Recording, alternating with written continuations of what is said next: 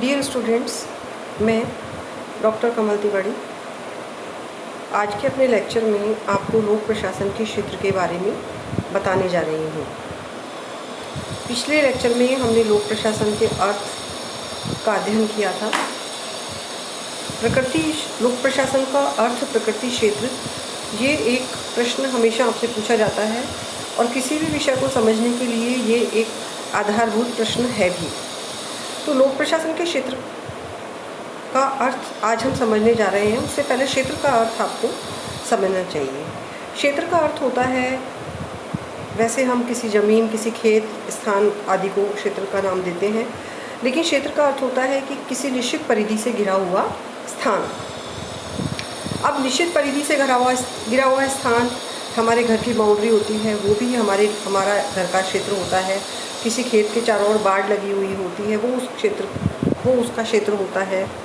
तो ये एक प्रश्न उठना दिमाग में स्वाभाविक है कि जब हम किसी विषय में क्षेत्र की बात कर रहे हैं तो हमारा क्या अर्थ होता है। जब हम किसी विषय में क्षेत्र की बात कर रहे होते हैं तो हमारा अर्थ होता है कि उस विषय का सीमांकन कहाँ तक किया जाए, अर्थात कौन कौन से विषयों तक हम अध्ययन करें, जिससे कि हम ये परिभाषित कर सकें कि ये कंटेंट, ये विषय, ये बिंदु हमारे सब्जेक्ट के हैं। जैसे पब्लिक एडमिनिस्ट्रेशन का कोई भी विद्यार्थी मीरा के काव्य को नहीं पढ़ेगा क्योंकि वो उसके क्षेत्र में आता ही नहीं, या कि शेक्सपियर के नॉवेल्स नहीं पढ़ेगा क्योंकि वो साहित्य का विषय है, वो हमारे सब्जेक्ट का सोशल साइंस का विषय नहीं है।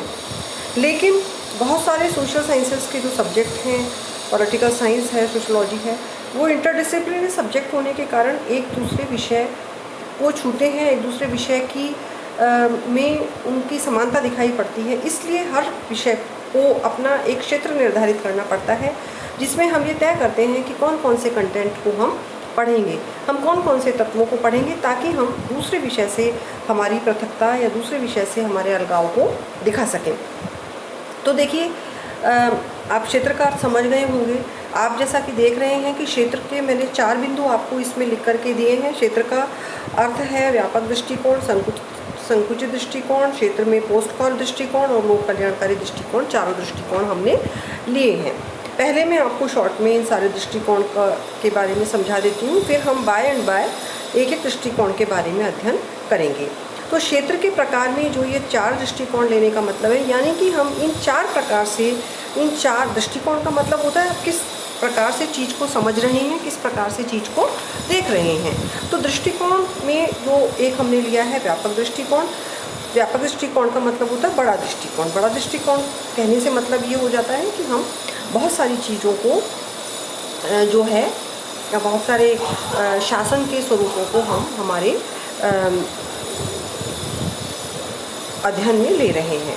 संकुचित दृष्टिकोण कहने से मतलब ये है कि हम शासन की किन्हीं विशिष्ट चीज़ों को ही शामिल कर रहे हैं। पोस्टकॉल दृष्टिकोण लूथर बुलिक ने दिया है, जिसका आप आगे अध्ययन करेंगे। एक अलग से टॉपिक भी आपके है, उसको हम विस्तार से आपको समझाएंगे। और लोक कल्याणकारी दृष्टिकोण कहने से मतलब ये है कि किसी भी शासन के द्वारा जो कल्याणकारी कार्य प्रशासन से करवाए जा रहे हैं, उन सबको, वो क्या क्या कार्य किए जा रहे हैं, उन सब कार्यों की परिधि को, उन सब कार्यों को हम करने वाली एजेंसीज़ को हम लोक प्रशासन के क्षेत्र में दे सकते हैं।